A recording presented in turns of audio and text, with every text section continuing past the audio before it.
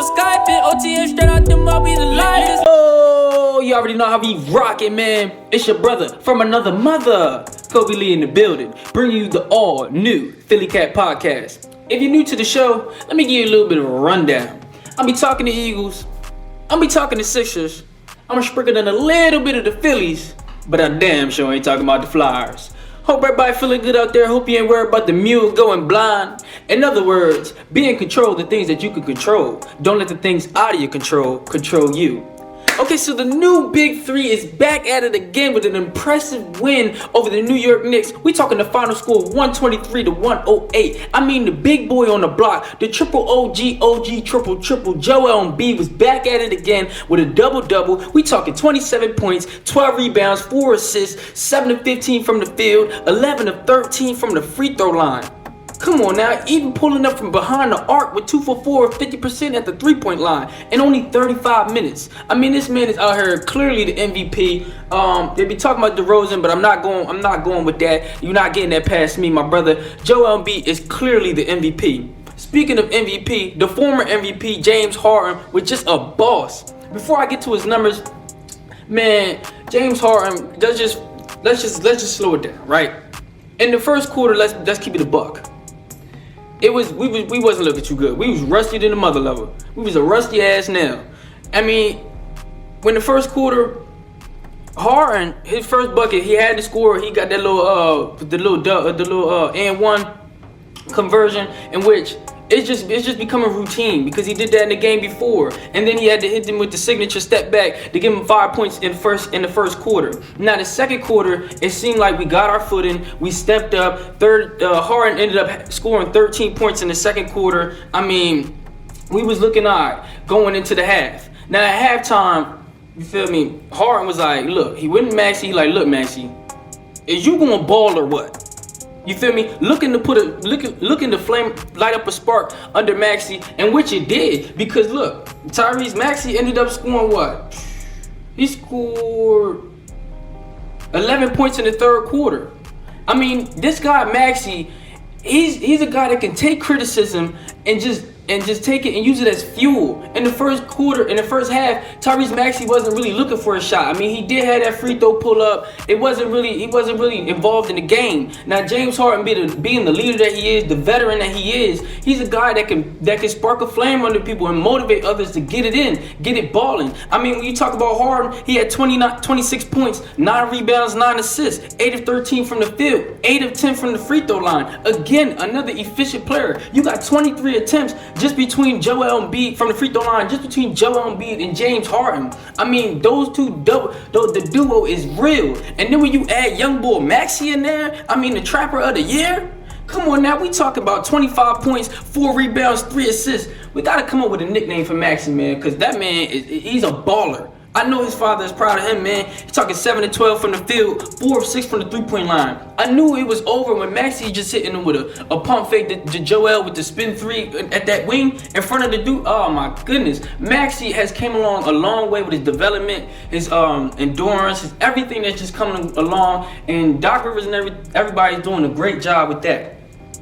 Tobias Harris seemed to be getting into his flow. We talking 14.7 rebounds, 50% from the field. He was 5 of 10, and he was also 2 of 3 from the three-point line. So Tobias is starting to find his game.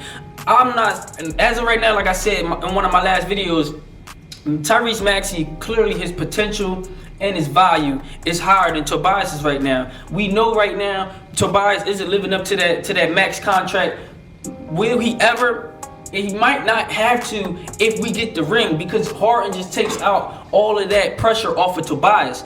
If Tobias can give us that 18, not even 18, if he gives us that 15 to 20 a night, and then everybody else do their job as far as the new big three, Harden, Maxey, and Joel Embiid, we're going to be looking good. Ain't nobody going to stop us. We're going to dominate. I told y'all we're in between the 115 to 130 point range a night. That's what we averaging. When before Harden came, we was down in that 98 to 107 range. You know what I'm saying? So, Thibault came along. Thibault's coming along, 10 points. We talking 4 of 6 from the field, 2 of 3. Was dominating on defense.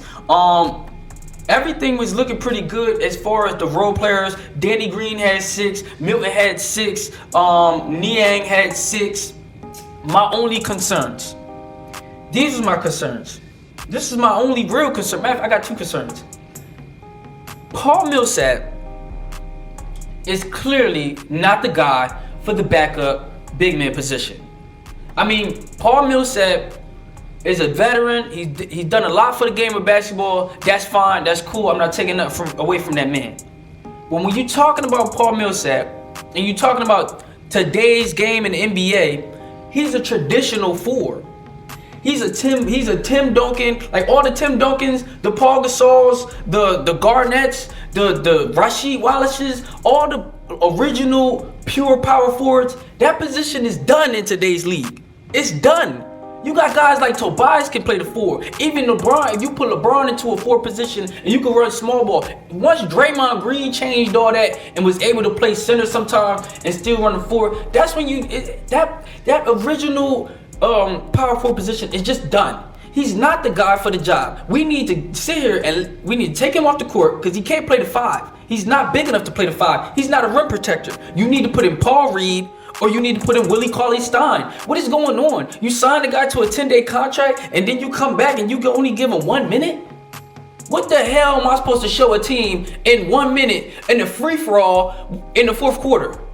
It doesn't make sense. Now I know Cauley-Stein look a little goofy with that damn tattoo on his face. He went overboard in the goddamn tattoo parlor. Let's just be honest. But damn it, get him in a job and give him a chance to earn a spot. Even Paul Reed. You seen at the end of the game, who was the one that shot that three? Paul Reed. He clearly just tweeted out the other day that he's trying to be an all-star this year, meaning he's trying to get out of the mud, man. He's trying to hit his max potential. If Paul Reed was on any other team, imagine if he was on the Nets. They're going to play him. We're the only team that would rather play Paul Millsap over the young guys. And then another concern. Well, it's not really a concern what I did notice. It was more like what I've noticed. Korkmaz only played 5 minutes. Korkmaz was broken and broke. I mean, he had no change in the couch. I mean, he couldn't buy a bucket if it was buy one, get one half off, buy one, get one free. I mean, look. 0 points. 0 rebounds, 1 assist, 0 steals, 0 blocks, 0 for 2 from the field, 0 for 1 from the 3-point line. Didn't even go to the line. Wasn't even aggressive. And only played 5 minutes. You know we call that, my brother? We call that a donut. A Krispy Kreme donut. I mean, you was living at Donkey last night. So what I also seen as far as Korkmaz minutes going down to 5, they gave Danny 20 and you gave Milton 19. Danny and Milton did have a solid game. It was solid. We ain't gonna go too crazy with that. But you need to split some of the minutes down and go ahead and give 8 to 10 minutes to Isaiah Joe because we need that shooter in there. You know what I'm saying? I mean, and just back up the Paul Millsap thing, like they outscored us in the paint 50-36. I mean, he's not a rim protector. He's too little. It was a mouse in the house. You feel what I'm saying? But overall, the thing that just the way how we just dominated them was the 3-point shooting. I mean, we shot 47% of the 3-point line. They was 29%. I mean, we did our thing. I really keep telling y'all that on these last 23 games, we're going to go at least, I give us like 3 maximum losses for the rest of the season. I mean, and as of right now, since we got Harden, we're 3-0. So, we looking good. We host the Cavaliers, I believe, on Friday. So let me know what y'all think in the comments, man. It's your brother from another mother, Kobe Lee in the building, signing out. And until next time, folks, T-Roy, take us home.